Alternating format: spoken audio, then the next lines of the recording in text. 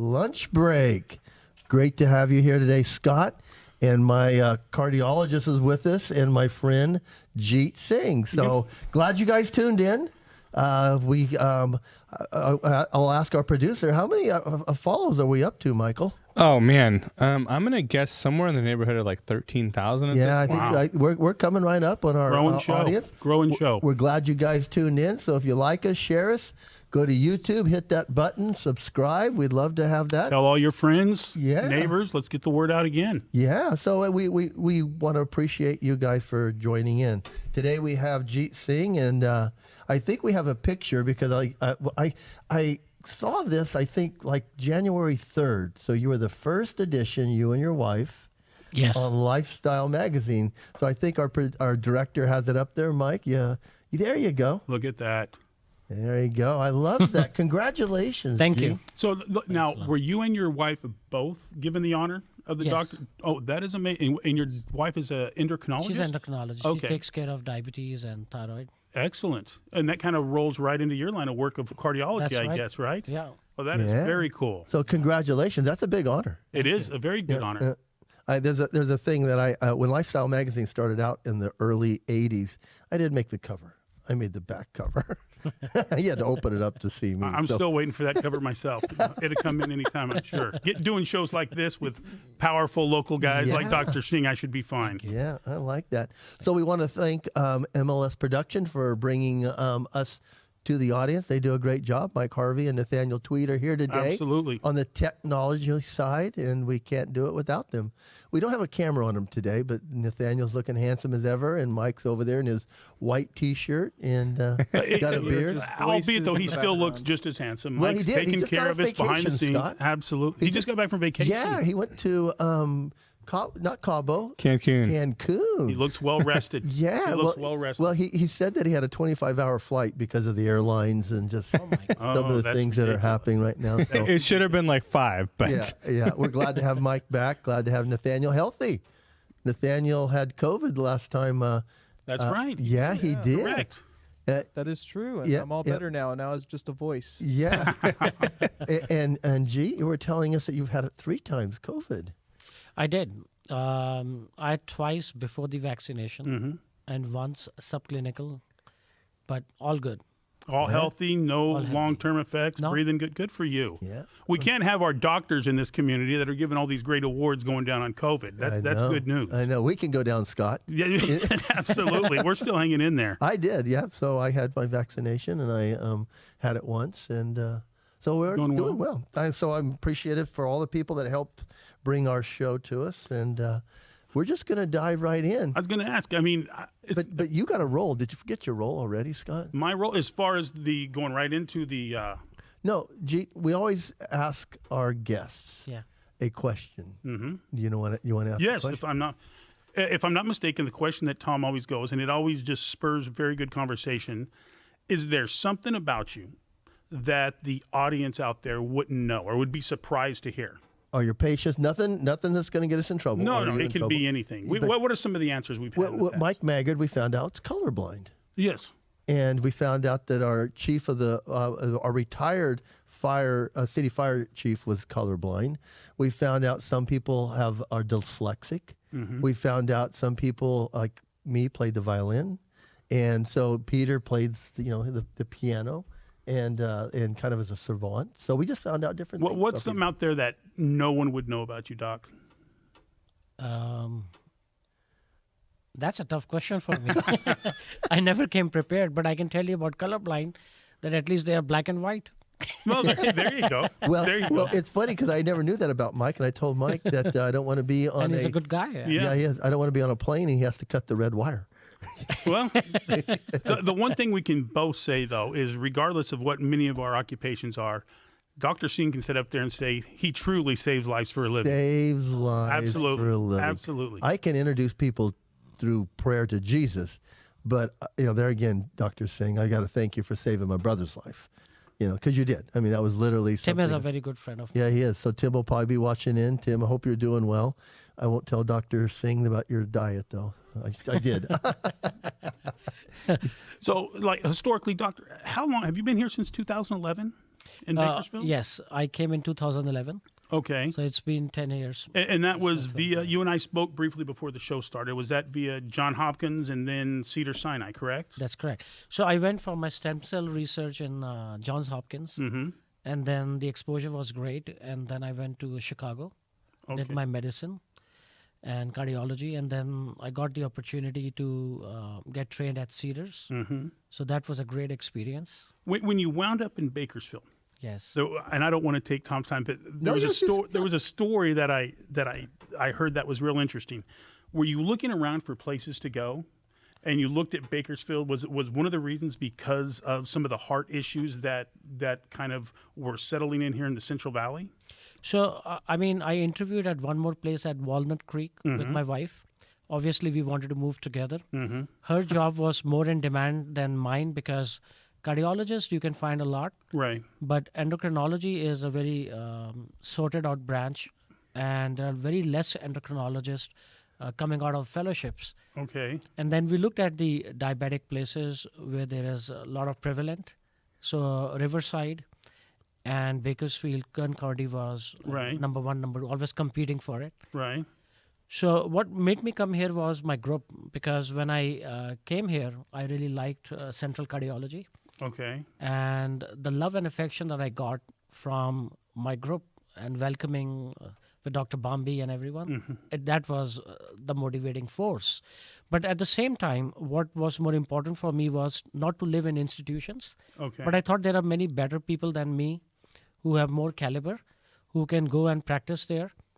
My heart was always in the community because I wanted to bring something new in the town and have a good family life and treat the places where there is maximum cardiovascular disease or risk factors.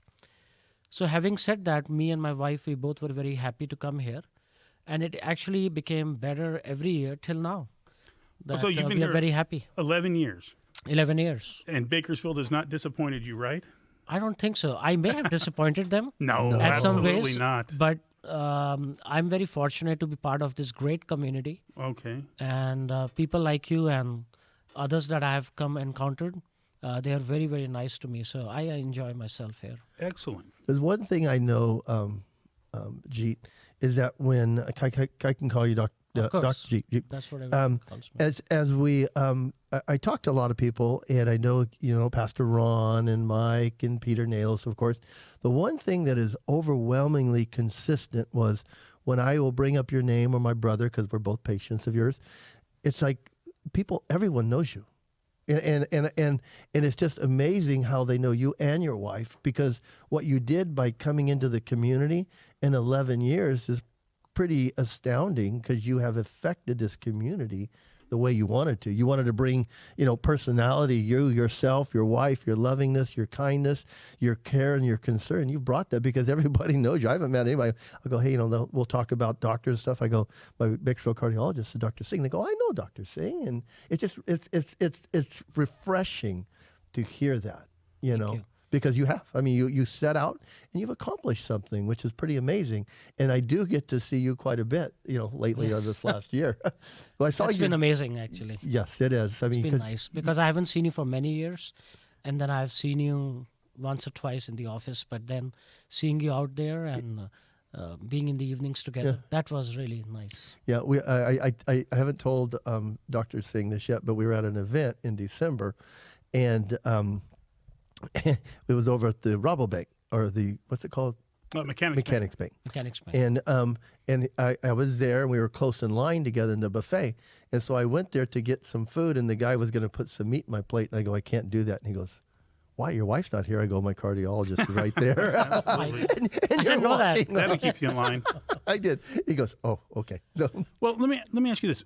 Other than the practice, I think Tom correctly stated, you are really well known around town, and I've never heard anything but positive statements. Other than the practice, have there been other ways you've tried to kind of filter yourself into the community, like either organizations, groups? How have you got your name in the community so quickly? I think I was very fortunate because, your encounters in the office are the most vital things for you. I never went out of the way. And it's a great community. It's a small community. I think your words, whether good or bad, spreads very quickly out here. So my patients became my friends, Okay. It's true. just like Tom and Tim. Yep. Okay. And that's exactly what happened to me. I was invited for personal events, for the celebration of their weddings, their families' weddings. And that's how when I was quite social and I used to go out and I still go out, I think I got more of exposure. And Patients taking you to their family events. their family You events. meeting those friends and them taking you to their family events. So I think that's what awesome. happened. I never advertised for it, and I never aimed for it. There are encounters when patients come from different insurances, from different backgrounds, different needs. Never biased in my decision of doing right or wrong for them, and immaterialistic of their insurances if something has to be taken care of. And patients are not stupid, nobody is stupid in this life. You may be more educated by your knowledge in science, but I think every human being has a basic concept and basic IQ that they can judge each other.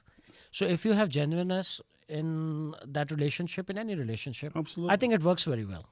That's very cool. It did. I do know that because Jeet used to work out with my brother in the gym. That's right. And I remember my brother had his heart issue. Jeet's like, I would have never knew that because we worked out in the gym yesterday and he was lifting a lot of weight with a heart valve issue. I know. And he was like, I didn't know he could lift that much with the heart valve issue. Anytime you see the last name Touchstone, you know there's going to be several stacks of weight on each side. But There's no it doubt. just so I know he's in the gym actually doing it, and I noticed that in some of your articles that you use the gym as a way to relax. And Yes, I think it's you have to find a hobby, and I think what we miss during our daily life when we are young, we are just trying to make money and focus on our family lives. But the basic concept that every human being forgets is if you are the pillar of the house and you are not doing well, the entire family is going to be affected. So it's not a time that you are asking for yourself, you are asking for your family. So just as you pray in every religion, I think it's very important to give time to yourself because your healthy welfare will bring a very good outcome for everybody around you. So by keeping yourself healthy, having that time, That's you're, right. you're basically going home and being able to it's like a pyramid effect. It's able to go downward. I and think so. I agree. I Same think as your that's very friends, good. same as everybody around you. And if you are doing something, your kids are watching it, and your family is watching, everybody will get motivated eventually. And that's how the cardiovascular disease or all the outcomes that we have in this town with full of disease that unfortunately we have. I think there is a community awareness which is more important than seeing patients individually daily in your office. So my interest have been always to make the community aware, because the more the community is aware, we can address it from the root, which is always lifestyle, exercise, diet, and then the last is the medications. So that's what I believe in a holistic approach initially. And if you have not been able unsuccessfully to be motivated to do that, then okay, the medications are By the choice. default, medications Yeah. go to it. What you said a minute ago was very interesting, though, because I think just like you said, healthy relationships. Yeah. If you're doing all of these things, doing the right thing, and you're emulating that to your kids, or you're seeing other family members do it, they will do the right thing too. You can use that statement in almost any aspect of life. Any If you're doing the right thing and people witness it and they see it, you're basically spreading that whole idea of this is how you should do it. Yep. Right? Yes. Whether it's health, relationships, religion, whatever it may be. That's very cool. Scott, this year you kind of had that opinion up at the men's retreat, didn't you? Oh, absolutely. Yeah, I remember, Absolutely. Very touched. I remember Scott and I were at we and our producer Mike Harvey, we all shared a room up at the men's retreat, and we all got really close. But I know Scott we were out on Big Bear, and Scott said that he goes, he told me, he goes, Tom, I mean it this time, didn't Yeah. you? Oh no. It's to this day. You're like you said. I'm always working with work schedules and everything else.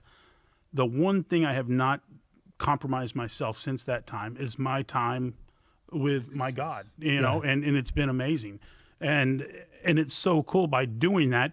It's exactly what you said. My kids now, we will talk about it more openly. My wife and I talk about it. Coming to church is, when we're in town, coming to church is no longer, do we have to? you come. We want to be here, which is so cool.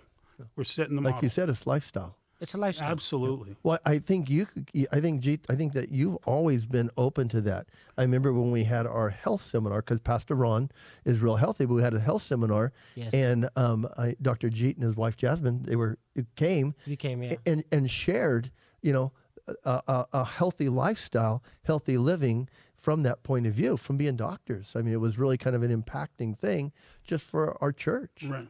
Well, I apologize. Go ahead, because it sounds like when you were just talking a moment ago, it had so much to do with you kind of positioned it with the do as opposed to the don'ts. Like if you look at medication as the default, live healthy, have time for yourself, Yeah. eat right. And I think so many of us kind of put that in the box of you have to eat this or you have to eat that. And I don't think that's how you said it at all. It's how to make yourself better. So, obviously, depending upon the severity or presentation of each patient, what I believe in is give 6 months, sometimes 1 year, if you can predict that they won't have a bad outcome, to let them make a change. Mm-hmm. Because if they don't make a change and I just put them on a medication, my experience has been patients don't take it. And they have to have a compelling reason in their mindset, in their psychology, that I can't do it. So I have to see them few times before I convince them. If I have to, that's a different thing, if the condition is extreme. But 90% of the patients we see, I don't think they have to be on medications. And if, as doctors, we emphasize on the significance of making a lifestyle change, and it's not going to happen once. It may take few visits, few conversations, because that has to be understood. And I always encourage, it's been tough during the COVID times for the family members to accompany the patients. Mm-hmm.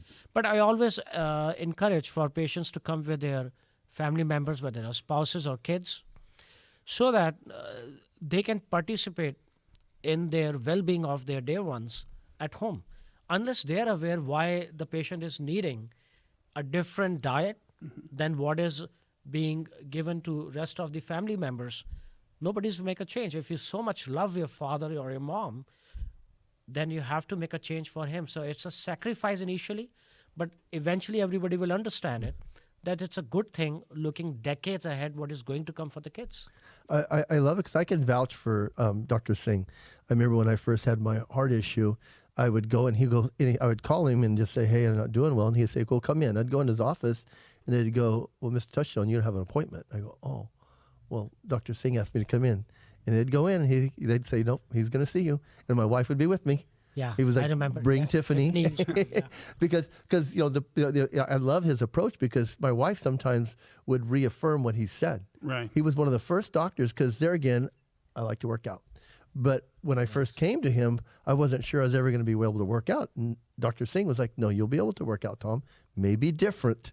Right. But That's true. He said that. He goes, Right. maybe different, but you will. And it was so encouraging. So I don't know if I've ever had a chance to tell you that again. Hearing you say that was reaffirming to a patient, because you think your whole life has just stopped. Yeah.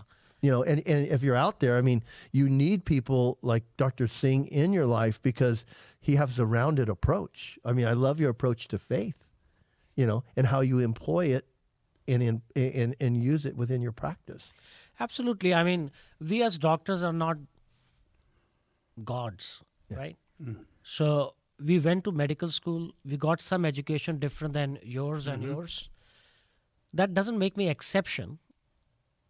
That makes me good in what I do. Yeah. But that everything that we all do has a limitation, right? I can't be perfect. There's always somebody superior than you.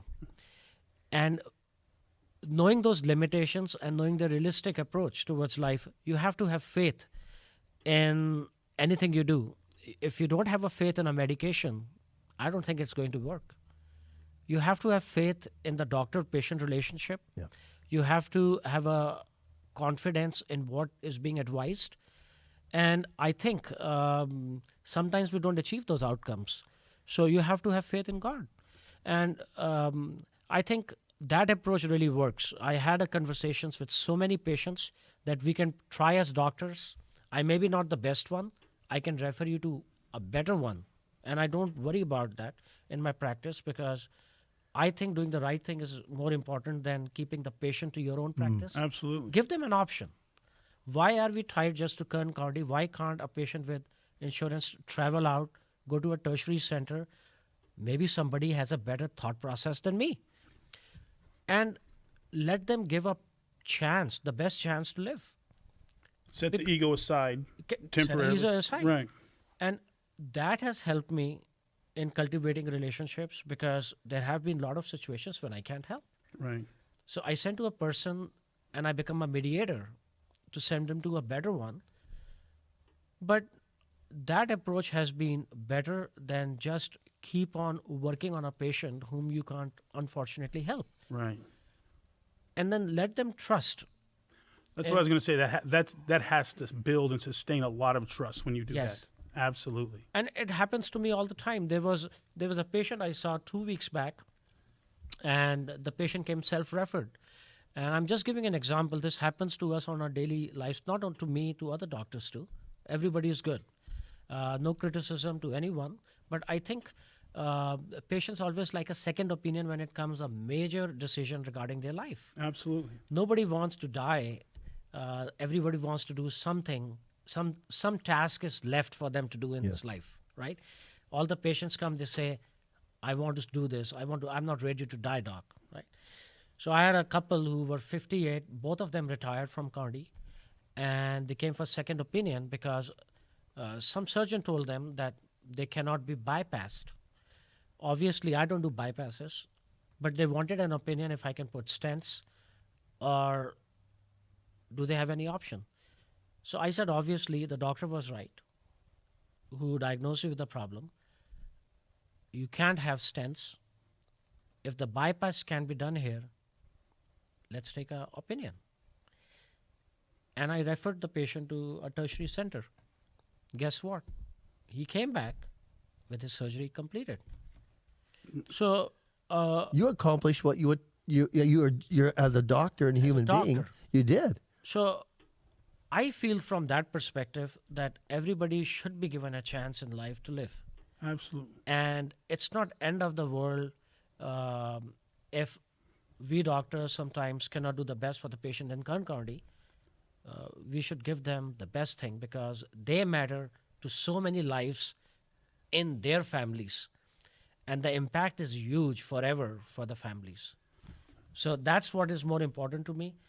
As a doctor or as a medicine as a field, rather than bragging about my skills or what I can do. Well, you again, to piggyback what Tom said, when it comes to faith, when you're dealing with a cardiologist, you're usually dealing with some patients that are in pretty heavy situations. Is there times where by you having your faith and you having a belief in how you believe things are going to work out, that even when that patient maybe doesn't have that faith or maybe they're just they're spiritually down, whatever it may be, that by staying strong within your faith, you believe you can kind of either pick them up or at least slowly lead them through? Absolutely. Absolutely, yes. I feel as a human being, because I believe in my faith, and I believe that if God has given you a job, this is a very noble profession. There is no profession in which in seconds you meet a patient or a person and he says, I'm ready to do what you say. And trust me, even in engineering, in banking, in law, in police, you can fight it. Mm-hmm. But in medicine, 99% of the patients, especially in this county, they will say, okay, doc, tell me how I need to jump. Okay. So having such a lovely community with a lot of patients trusting you, I think you got to take that decision from your heart. And that's what I believe in. Now, do you talk to them? Because I assume, dealing with the heart, that faith has to be a big topic at times. I mean, do you tell them, listen, this is a medical issue, but you need to hang on to your faith? This is something that... I don't go usually, honestly, to that path a lot. Mm-hmm. Because people have their own mindset. Mm-hmm. And I don't know if I'm crossing my boundaries. But there is a physical language you can get from the patient and their wives, and if they're wearing a cross, right, that they are believers of God, right? Then I definitely say, you believe in your faith, and just let's try it together. Good deal. Make it a teamwork. But I make it a teamwork. Yeah. Right. I never say that I'm going to do it. I want a participation of the patient and their family. I don't say I'll take guarantee of it. I make sure that the family is involved and the patient is committed to that deal. Wow, that is really cool. And I can be a testament to Dr. Singh with that, because my wife and I, we were in Dr. Singh's office, and we talked about some lifestyle changes. And that day we went home, and Tiffany says, I don't know if you remember, she goes, I'm going to buy a juicer. Well, we bought not just a juicer, a nice the juicer. powerhouse of juicers. And so my wife was so diligent, and it's what you said was true. I love my wife, but she did it because she did it with me. Yeah. And hearing it from a cardiologist that's, talking to a patient who, was it, and I tell people, Jeet, that was the biggest thing I had been through. I had lost my confidence. I don't know if you knew that, but You were having a lot of coffee in the past. Yeah. I remember that. But I lost my confidence in myself and all that. And Dr. Singh was like, it's okay. And, but through the teamwork that he was suggesting, my wife and I still juice. My wife and I still eat healthy. And, and it is a huge deal because, like you said, it was for the family. It was. And we heard it in Dr. Singh's office, too. Right. And you think those things are natural. I mean, I'm a pastor. You think these things are natural, but they aren't. So I think what you bring is you bring that faith, but you also bring that desire that you're going to be a team with my wife and I. Yeah. And it worked. It really did. And I think these things we are not taught in the med school. That's true. We are never taught about this. You may go to Johns Hopkins, you may go to Cleveland Clinic, but what's missing, I think, in the conversation is not treating. You don't treat the disease. You treat the patient. Absolutely. Right. So you cannot have a general approach for treating something to every patient. You have to take it case by case. Case by case basis. And that's what I've learned with experience in the community. If I was in a tertiary center in a specialized place, I may be following the book strictly and going by the guidelines.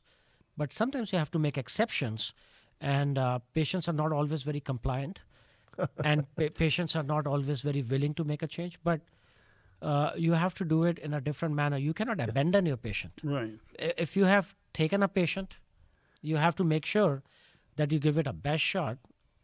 Based on who that patient is. That patient is. Yeah. So I think that's one important. Second thing, what I learned when I came was when patients started asking me, what should I eat? What should I pick up? And honestly speaking, that's a general knowledge. No med school in 5 years of your practice and in your residencies and in cardiology teaches you what to eat.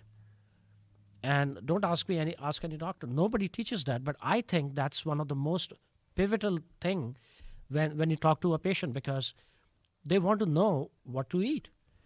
And insurance doesn't cover the nutritional perspective of it. You pay from your pocket, or you Google it, or do something, but the doctor is not to tell you that. He doesn't have time for that. Right.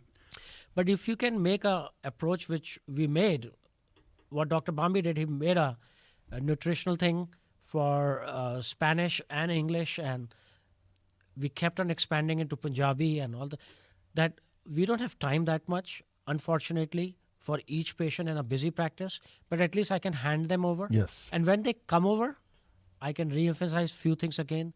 It may take me 6 months to 8 months to get things straightened up, but I think nutritional part is the most important thing from medicine perspective to treat a patient. Well, earlier you also mentioned COVID, and let me say this. Yeah. We're hopefully at this period where we're slowly, I think we all agree we're ready to get past it. Coming out of COVID, have you dealt with anything in the last 6 months of people not getting enough exercise or being isolated in the home with something they're having a hard time getting out of? What would you like to, what do you think is most important to a lot of our listeners that are coming out of this COVID period to do? I think you have to break that shell and you have to just get out, because as you can see, the statistics, things are improving. And to me, I think Omicron was a blessing in a way that a lot of patients who didn't want to get vaccinated, they were exposed to it because there is nobody who didn't get Omicron. I mean, there are hardly few % of patients. Right. So you got some immunity. You got some immunity. Right. Yeah. And Excellent. I was happier because this was less virulent, less dangerous for the patient, and they got a natural immunity. Yes. So that is what we were looking for. So I thought it as a happy moment rather than going crazy with the amount of patients who were getting it. I thought this was something which was, you have to find positiveness You do. in the life. Right. And when I saw that, I thought this is a call. Right. This may be taking us to the right direction. If this is the immunity they get, let's roll with it and make the best of it. And it happened. Right. As you can see, the numbers are down. I don't know what the next virulent will do. Nobody knows. Right. I'll tell you this honestly. It's a hypothesis right now, and we all have witnessed it. There is nothing written on the book regarding this virus. Right. So I think as we have phased it out, for now, just get out.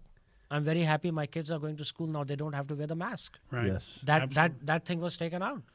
And my son was telling me today, he said, oh, I don't need this.